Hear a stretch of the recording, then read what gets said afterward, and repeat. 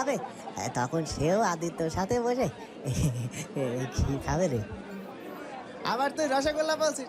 মীরা দিদি শুনলে কিন্তু এবার তোকে আস্ত রাখবে না বলে দিচ্ছি।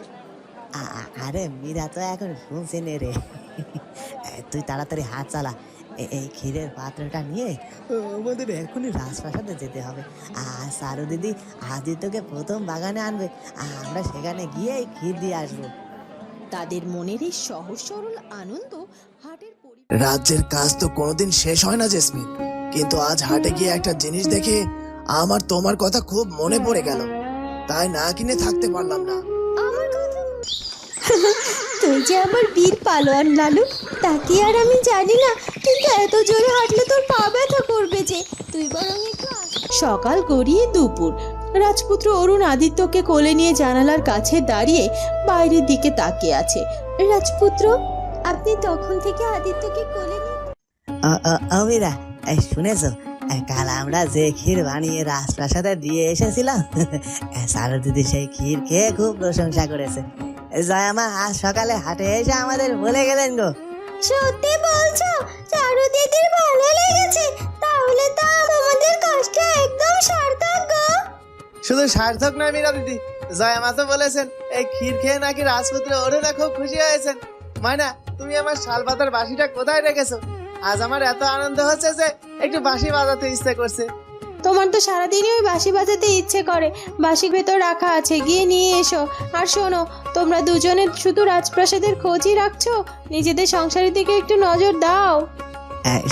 সংসারের দিকে নজর দেবো না মানে? তুমি দেখো আমাদের একটা বাচ্চা কাচ্চা হোক, তখন দেখো আমাদের সংসারটা আরো কত বড় করি আমরা। একদম ঠিক বলেছিস ভাবলা, আমিও ভাবছি সুন্দর একটা কাঠের দোলনা বানাবো। আমার সুর যখন আসবে তখন আমি ওকে দোলনায় দুলিয়ে দুলিয়ে বাঁশি বাজাবো। তোমাদের দুজনেরই স্বপ্ন দেখার কোনো শেষ নেই দেখছি। ঠিক আছে, তোমরা দোলনা ঠিক করার কথা ভাবো, আমরা এখন যাই। ভ্যাবলা আর ক্যাবলা একে অপরের দিকে তাকিয়ে শুধু বোকা বোকা একটা হাসি হাসলো। মধুপুর রাজপ্রাসাদ, জেসমিনের কক্ষ। জেসমিন একটা আসনে বসে বাইরের আকাশের দিকে তাকিয়ে আছে। সেনাপতি রাজেশ হাসি মুখে ঘরে ঢুকলো, তার হাতের পেছনে কিছু একটা লুকোনো আছে। রাজেশ বাবু, আপনি আজ এত সকাল সকাল রাজদরবার থেকে ফিরে এলেন? রাজ্যের সব কাজ শেষ? রাজ্যের কাজ তো কোনোদিন শেষ হয় না জেসমিন, কিন্তু আজ হাটে গিয়ে একটা জিনিস দেখে আমার তোমার কথা খুব মনে পড়ে গেল, তাই না কিনে থাকতে পারলাম না। আমার কথা মনে পড়লো? কি এমন জিনিস কিনেছেন যে হাতের পেছনে লুকিয়ে রেখেছেন? আমাকে দেখান। রাজেশ খুব সাবধানে হাতের পেছন থেকে একটা খুব সুন্দর আর রঙিন ছোট কাঠের গাড়ি বের করলেন। গাড়িটার সাথে একটা ছোট্ট সুতো বাঁধা। জেসমিন অবাক হয়ে গাড়িটার দিকে তাকিয়ে রইল। রাজেশ বাবু, আপনি ছোট্ট খেলনা গাড়িটা কিনে এনেছেন, কিন্তু কেন? কেন আবার? আমাদের আকাশ ও নদী যখন একটু বড় হবে তখন তো এই গাড়িটা সুতো ধরে ধরে পুরো রাজপ্রাসাদে টেনে টেনে ঘুরবে। কাল আদিত্যকে দেখার পর থেকে আমার শুধু এটাই মনে হচ্ছে। জেসমিন হাসতে হাসতে রাজেশের হাত থেকে গাড়িটা নিয়ে নিল। আপনি সত্যি একদম পাগল হয়ে গেছেন রাজেশ বাবু, ও তো এখন পৃথিবীতেই আসেনি, আর আপনি ওর জন্য গাড়ি নিয়ে এসেছেন। আপনি খেলনাটা খুব যত্ন করে আলমারিতে তুলে রাখুন। শুধু গাড়ি কেন জেসমিন, আমি তো কাল থেকে ভেবেছি একটা ছোট তীর ধনুকও কিনবো। ছেলে হলে আমি ওকে নিজের হাতে তীর চালানো শেখাবো। আপনি শুধু আপনার কথাই ভাবছেন। মেয়ে হলে আমি কিন্তু ওকে সবসময় আমার কাছেই রাখবো, রাজ্যের সব হিসাব আর বুদ্ধি শেখাবো। সে তো ঠিক আছে, কিন্তু এখন এই খেলনাটা কেমন হয়েছে সেটা বলো তো। খুব সুন্দর হয়েছে রাজেশ বাবু, আপনার এই নরম মনটা দেখলে আমি বুঝতে পারি আপনি কত ভালো একজন বাবা হবেন। রাজপ্রাসাদের পেছনের বাগান। লালু খুব শান্ত হয়ে একপাশে দাঁড়িয়ে সবুজ কচি ঘাস খাচ্ছে। ওরে লালু, তুই শুধু ঘাসই খেয়ে যাচ্ছিস। আদিত্য তো ঘরের ভেতরে কেমন শান্তিতে ঘুমাচ্ছে। আম্বা, আদিত্য তো ঘুমাবে সোনা পাখি। ছোট বাচ্চাদের তো বেশি বেশি ঘুমানো দরকার। আমি এই কচি ঘাস খাচ্ছি কারণ আমার তো অনেক শক্তি দরকার। আদিত্য যখন বড় হবে তখন তো আমি ওকে পিঠে বসিয়ে ঘোরাবো। তুই কিন্তু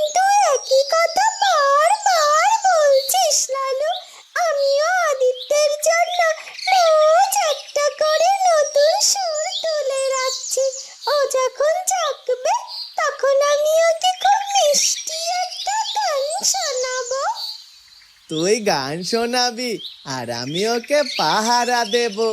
আমরা দুজনে মিলে তো চারু মায়ের এই বাগানটাকে আদিত্যের জন্য একদম সুন্দর করে সাজিয়ে রাখবো। সোনা পাখি খুশিতে ডানা ঝাপটিয়ে আবার একটা মিষ্টি সুরে গান শুরু করলো। চারুলতার কক্ষ। সকাল গড়িয়ে দুপুর। রাজপুত্র অরুণ আদিত্যকে কোলে নিয়ে জানালার কাছে দাঁড়িয়ে বাইরের দিকে তাকিয়ে আছে।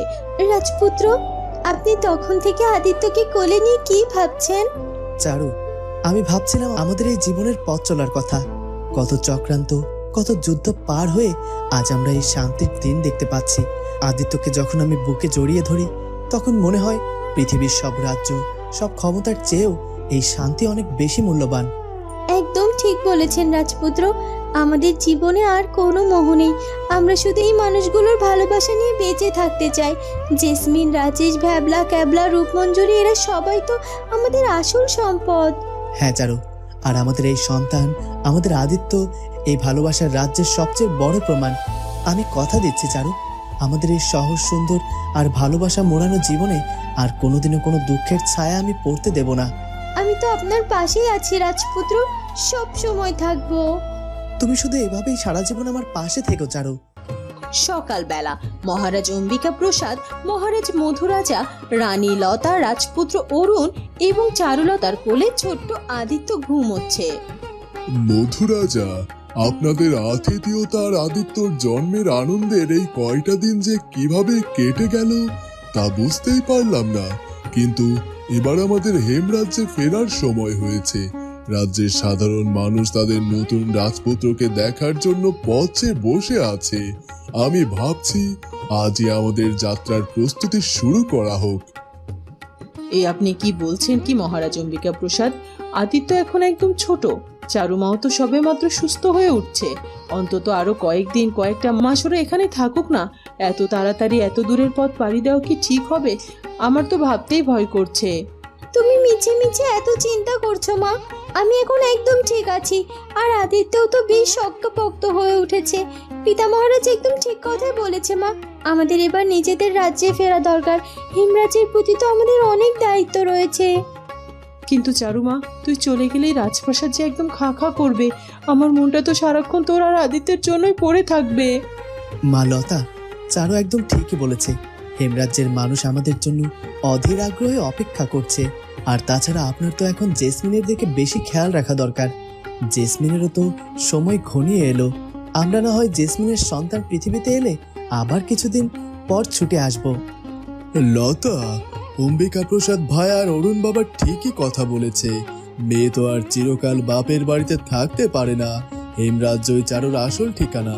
ওদের এবার নিজেদের রাজ্যে ফিরে যাওয়াই ভালো। তুমি ওদের হাসি মুখে বিদায় দাও। তা ঠিক, কিন্তু মায়ের মন তো মানতে চায় না। ঠিক আছে, তোমরা যখন এত করে বলছো তখন তাই হোক। তবে যাত্রার সময় খুব সাবধানে যেতে হবে কিন্তু।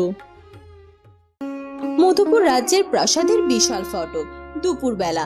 আজ রাজপুত্র অরুণ, চারুলতা এবং ছোট্ট আদিত্য হেমরাজ্যে ফিরে যাচ্ছে। তাদেরকে বিদায় জানাতে সবাই ফটকের সামনে উপস্থিত। জেসমিনের চোখে জল। দিদি, আমার যে আজ কি কষ্ট হচ্ছে আমি তো তোমাকে বোঝাতে পারবো না। তুমি আর আদিত্য চলে গেলে এই পুরো রাজপ্রাসাদটা একদম ফাঁকা হয়ে যাবে। তুই একদম কাঁদবি না জেসমিন। তুই এখন একজন হবু মা। তোর চোখে জল মানায় না। তোর সন্তান পৃথিবীতে আসার খবর পেলে আমি আর রাজপুত্র আবার ছুটে আসব। তুমি কথা তো দিচ্ছ দিদি। আমি কিন্তু তোমার আর আদিত্যের জন্য পথে বসে থাকবো।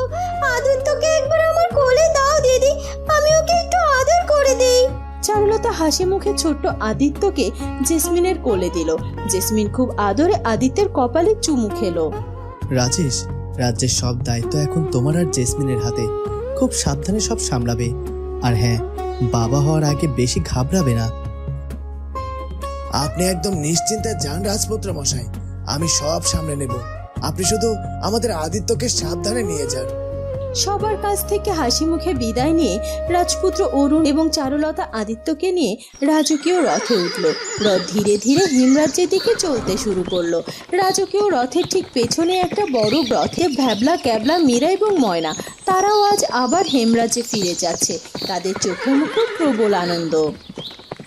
ওরে ক্যাবলা, কতদিন পর আমরা আবার আমাদের হেমরাজের পুরনো দোকানে গিয়ে বসবো।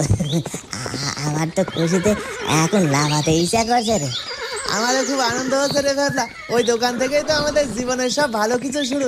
আমি তো আজই দোকানে গিয়ে প্রথম আমার শালপাতার বাঁশি বাজাবো রে। তোমাদের দুজনের আনন্দ দেখে আমারও খুব আনন্দ হচ্ছে, কিন্তু একটা কথা মনে রেখো, হেমরাজে গিয়ে শুধু দোকানে বসে রাখলে চলবে না। আমাদের রসগোল্লার জন্য একটা ভালো কাঠের দোলনা বানানোর কথা কিন্তু ভুলে যেও না ভাবলা। আরে মীরা, আমি কি আর বলতে পারি?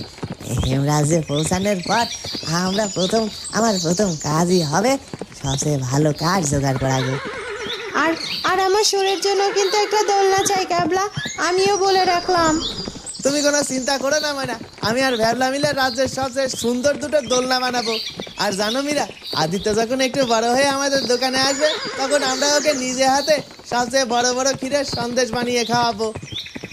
একদম খাঁটি কথা বলেছিস। আর সারু দিদি আর রাজপুত্র অরুণ আমাদের যে সম্মান দিয়েছে, তা আমরা সারা জীবনে আমাদের ভালোবাসা দিয়ে শোধ করব। চারুলতা আদিত্যকে বুকে জড়িয়ে ধরে আছে, রাজপুত্র অরুণ তার পাশে। রথের বাইরে রথের সাথেই পাল্লা দিয়ে উড়ে চলেছে সোনা পাখি, আর রথের পাশে রাজকীয় তালে হেঁটে চলেছে লালু।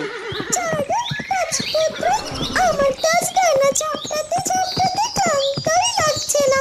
আমি সবার আগে উড়ে গিয়ে হেমরাজ্যের বাগানে বসবো। তুই এত তাড়াহুড়ো করিস না রে সোনা পাখি, তুই রথের জানালার এই কাঠের ফ্রেমটাই এসে বস না। না চারু, আমি উড়ে যাব। আমি আকাশ থেকে দেখব আমাদের ছোট্ট আদিত্যকে রথ থেকে কেমন রাজকীয়ভাবে এগিয়ে যাচ্ছ। আদিত্য ঘুমিয়ে পড়েছে। হ্যাঁ সোনা পাখি, ও তো রথের দুলুনিতে একদম শান্ত হয়ে ঘুমাচ্ছে। তুই বরং লালুকে বল একটু ধীরে হাঁটতে। ও তো দেখছি রথের ঘোড়ার সাথে পালা দিচ্ছে। আম্মা, রাজপুত্র মশাই, আপনি আমাকে ওই ঘোড়ার চেয়ে কোনো অংশে কম ভাববেন না। আমি তো চারুর পোষা লালু, আদিত্যকে হেমরাজ্যে নিয়ে যাচ্ছি। আমার গায়ে এখন হাতির জোর। তুই যে আমার বীর পালোয়ান লালু, তা কি আর আমি জানি না, কিন্তু এত জোরে হাঁটলে তোর পা ব্যথা করবে যে। তুই বরং একটু আস্তে আস্তে রথের পেছন পেছন আয়। আমার কোনো পা ব্যথা করবে না চারু। আমি তো হেমরাজ্যে গিয়ে আমার ওই পুরনো বড় দিঘির পাড়ে কচি ঘাস খাবো। আর আদিত্য যখন একটু বড় হবে, তখন আমি ওকে পিঠে বসিয়ে ওই দিঘির পাড় ঘোরাবো। তুই শুধু শুধু ঘোরাবি কেন লালু? আমি আর চারুও তো তোদের সাথেই থাকবো। হেমরাজ্যের প্রধান ফটক এবং রাজরথ। আজ পুরো হেমরাজ্যে উৎসবের আমেজ। রাস্তার দুই পাশে রাজ্যের সাধারণ মানুষ। যোগমোড়ল এবং বিদ্যাধর মশাই ফটকের একদম সামনে দাঁড়িয়ে আছে। রথ এসে ফটকের সামনে থামতেই পুরো রাজ্য উল্লাসে ফেটে পড়ল। রাজপুত্র অরুণ, সারুলতা, তোমাদের স্বাগত। আমাদের হেমরাজের বাতাস আজ সত্যি পবিত্র হলো গো। রাজপুত্র অরুণ রথ থেকে নেমে চারুলতার কোলে ছোট্ট আদিত্য। রাজপুত্র অরুণ, আমাদের বিদ্যাপীঠের সব ছাত্ররা আজ এখানে এসেছে তাদের নতুন রাজপুত্রকে একবার দেখার জন্য। এই শিশু শুধু রাজবংশের নয়, এই শিশু আমাদের সবার আশার আলো। বাবা, বিদ্যাধর মশাই, আপনাদের আশীর্বাদে আজ আমরা এই আনন্দের দিন দেখতে পেয়েছি। আমাদের আদিত্য আপনাদের সবার ভালোবাসাতেই বড় হবে। সারু মা, আদিত্যকে একবার একটু দেখবো মা, আমার যে আর তর সইছে না। চারুলতা হাসি মুখে উপর থেকে নরম কাঁথাটা একটু সরিয়ে দিল। একদম সাধের টুকরো। রাজপুত্র অরুণ, ওর কপালটা তো একদম তোমার মতো সোহরা হয়েছে গো। এ উপরালা আমাদের আদিত্যকে দীর্ঘজীবী করুন। সারুমা, আমরা গরিব মানুষ, আমরা সবাই মিলে নদীর ধারে কচি ঘাস দিয়ে খুব নরম একটা পাটি বুনেছি। আমাদের ছোট রাজপুত্র এই পাটিতে শান্তিতে ঘুমাবে এখন। চারুলতা হরিশ কৃষকের হাত থেকে খুব আদরের সাথে পাটিটা গ্রহণ করলো। আপনাদের এই উপহার রাজকোষের যে কোনো মোহরের চেয়েও আমার কাছে অনেক বেশি দামি। আদিত্য আজ এই পাটিতেই ঘুমোবে। বন্ধুরা কি হতে চলেছে এরপর সেটা জানবো আমরা চারুলতা গল্পের পরবর্তী পর্বে। আর আমাদের আজকের পর্বটি ভালো লাগলে অবশ্যই আমাদের চ্যানেলটিকে সাবস্ক্রাইব করে দিও। দেখা হবে নতুন পর্বে। ধন্যবাদ।